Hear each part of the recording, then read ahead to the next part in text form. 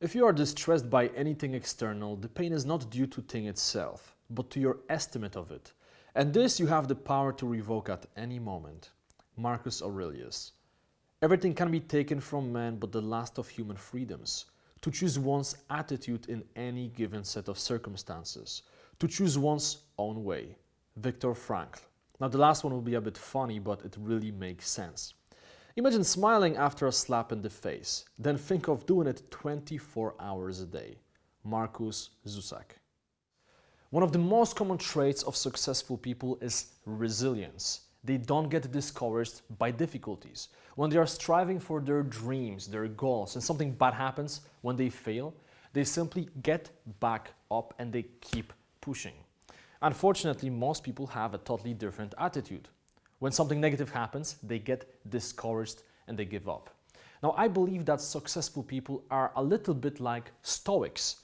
Now, you may be thinking, Stoics, Jimmy, aren't there philosophers? What are you talking about? Well, let me explain. Stoicism is a school of Hellenistic philosophy that was founded in Athens in the 3rd century BC. Now, Stoics believe that it's not about what happens to you, but how you respond to what happens to you. They were focusing on practical philosophy and believed that the best indication of somebody's philosophy is not what they say, but how they act, how they respond to their circumstances. This philosophy became very popular in ancient Greece and Rome, and it taught people how to keep calm, how to maintain their composure and energy in the face of hardships and pain. By becoming aware that the worst case scenario may actually happen and becoming content with it, we strip fear from its power.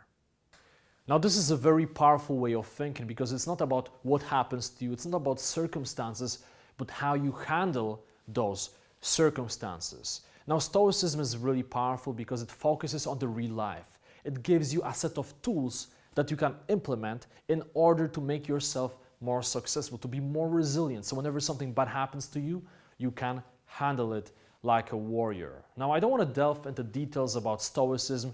I don't want to bore you right now. If you want to find out more, make sure to read some of the books I recommend by the end of this section.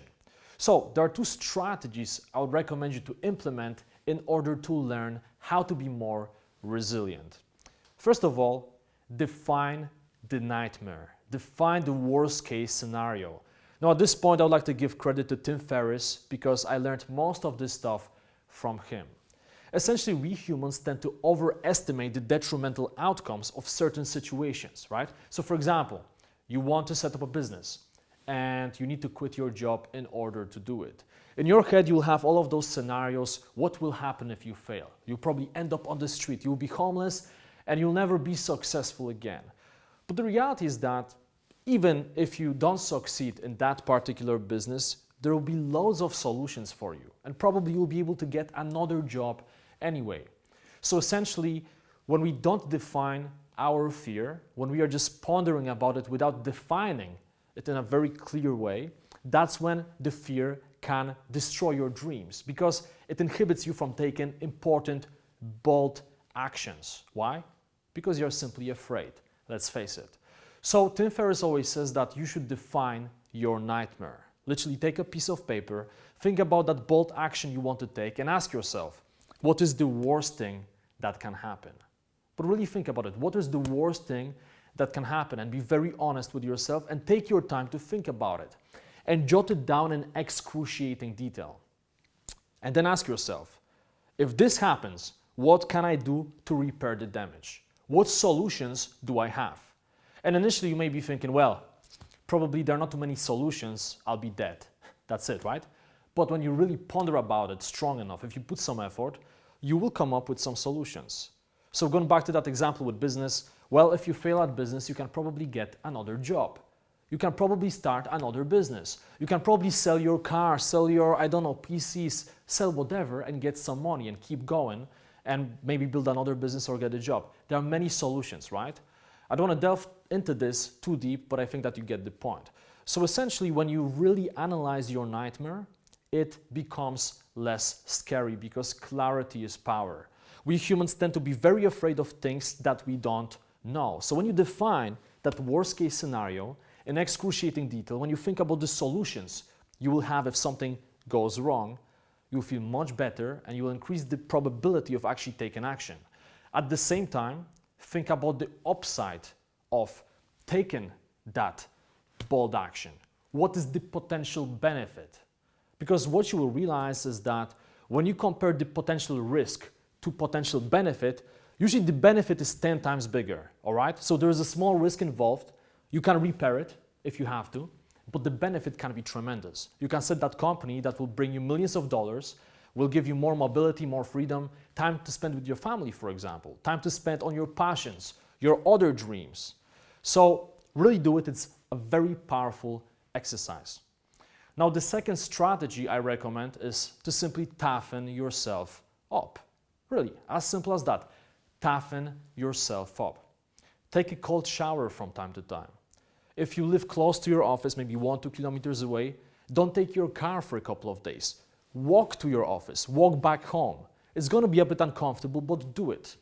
If you always eat 5-6 meals a day, try to eat only 2 meals a day for a couple of days.